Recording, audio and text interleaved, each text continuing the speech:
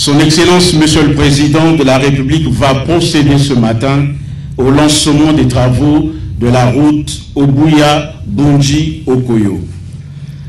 À cette occasion, de la présentation technique de l'ouvrage par Monsieur Jean-Jacques Bouya, délégué général des grands travaux, et nous écouterons enfin le discours de circonstance de Monsieur Florent Tsiba, ministre de l'Équipement et des Travaux publics.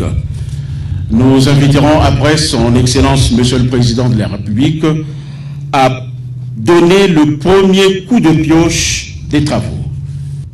Qu'il me soit permis, en tout premier lieu, d'exprimer toute la joie que ressent la population des 6 quartiers de la ville de Bundji et des 32 villages qui constituent le district de Bundji d'accueillir en ces lieux son Excellence Denis Sassou Nguesso, Président de la République, chef de l'État, chef du gouvernement.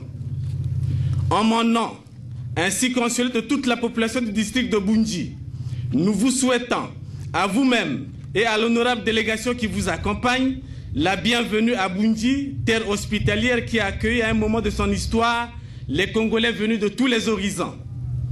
Cette joie est d'autant plus grande parce que l'objet de votre visite à Bundji n'est autre que la solution à un épineux problème qui n'avait jamais cessé de vous préoccuper, à savoir la construction de la route Obuya-Bundji-Okoyo-Leketi, frontière Gabon.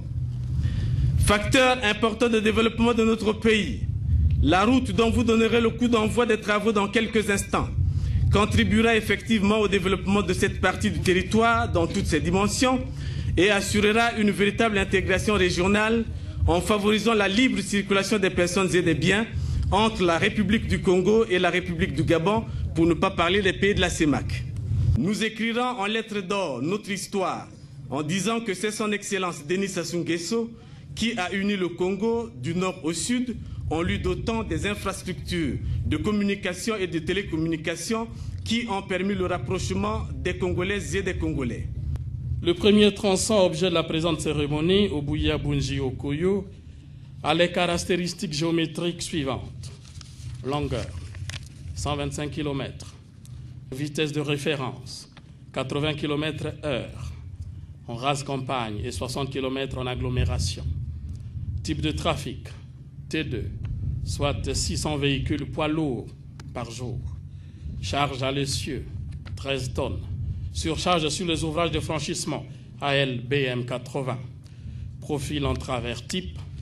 En agglomération, la largeur de la chaussée sera de 9 mètres, avec 2 trottoirs de 2 mètres de largeur chacun et des ouvrages d'assainissement. En rase campagne, largeur de la chaussée 7 mètres, 2 accotements de 1 mètre de largeur chacun, des ouvrages d'assainissement.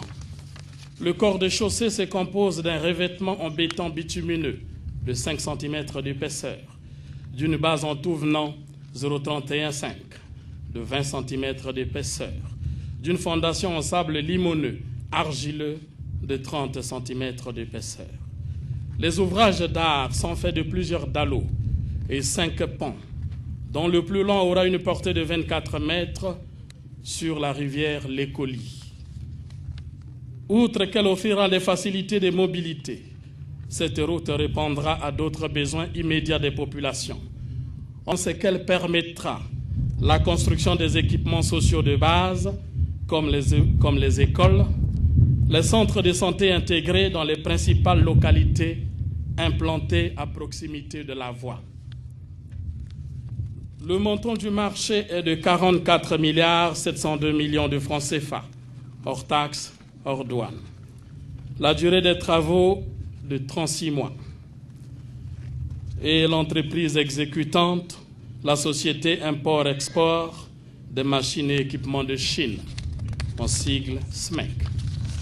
Cet ouvrage portera le sceau d'un hommage supplémentaire, bien mérité, rendu par le chef de l'État à un aîné de la politique congolaise passé à la postérité. J'ai cité Jacques Opango qui, en son temps, pesa de son grand poids auprès du président Fulbert Youlou pour obtenir le bitumage pour la première fois des 45 premiers kilomètres de la RN2 ainsi que de la redoutable vallée de la Léfini. À cet effet, l'ancien vice-président congolais éveillait l'opinion nationale avec les aiguillons de son humour épicé en déclarant, je le cite, « Le repas même le plus copieux commence par la première bouchée. L'essentiel pour nous était de commencer.